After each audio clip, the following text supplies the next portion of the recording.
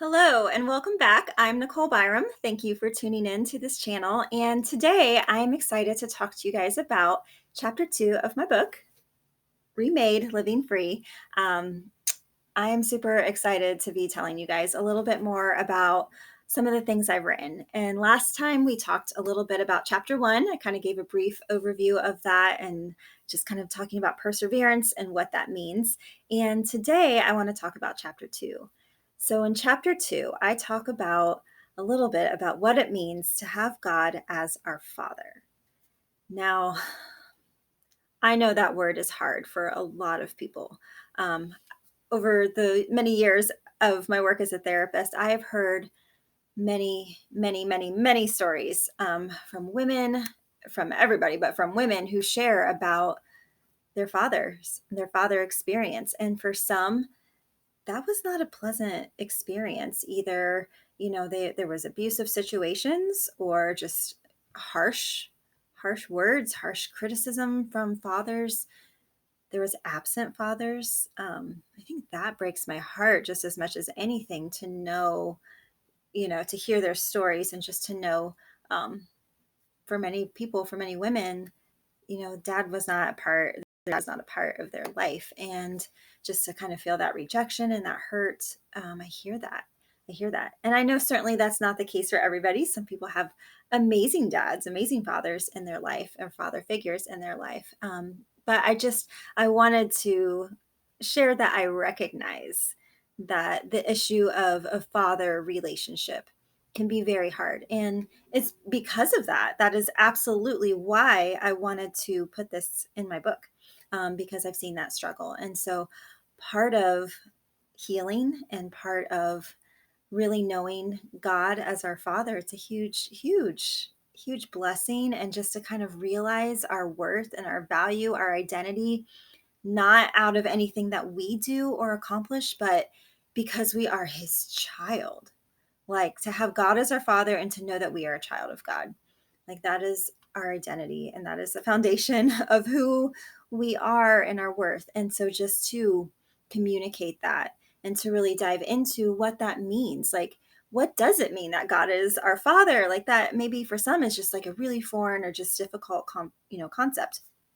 And so clearly I can't answer, like, that's a huge topic. And in my book, I just kind of touch on some of the things that means. So kind of to recap that for you guys, one, we look at God as our creator. Like, God makes everybody on purpose and for a purpose. He creates us, He gifts us, He makes us in His image. We talk about that.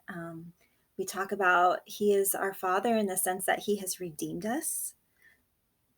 Stay tuned for that. You'll have to read more. I'm not going to go into too much detail on here, even though I'm really super tempted, but that He has redeemed us to call us His own. God as our Father works all things for our good. Like, that's amazing. Like, I'm a parent. I have two awesome kids and I want good things for them. I want all the things, all the good things for them, but can I actually work to ensure that happens? No. But God as our Father can do that for us, and He does that for us. So He works all for our good as our Father. Part of being a parent is discipline. Part of God as our Father is sometimes there is the discipline from Him that we have to experience and that we get to experience. Because guess what? Like, I only discipline my kids. As much as I might want to discipline my neighbor's kids, I can't. That's not my place because they're not mine. I only discipline my own kids. So the fact that God disciplines us shows us that we're His. So that's kind of a cool thing. God is our Father in the sense that He rejoices over us and He delights in us. And that's such a cool thing too. When you think about delighting in your own kids, watching them do their thing, watching them grow up, and just the joy that you have in who they are as people. God feels that towards us too. So as our Father, He delights in us.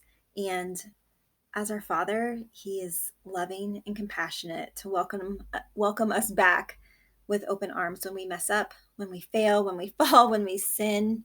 He is the Father with open arms. And that is kind of the summary of chapter 2. I really hope that you do pick up the book, order. You can find it on Amazon.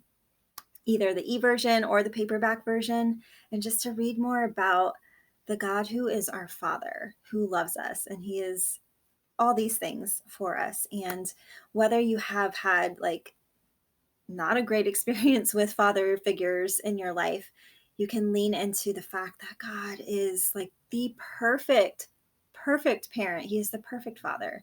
And even for those of you who had amazing dads, how awesome is it to know that? I mean, but they weren't perfect dads, right? I mean, even if you had a great dad, like they certainly were not perfect. And so just to know that we do have this loving, perfect Heavenly Father, who is all of the things to us that I just talked about a few minutes ago.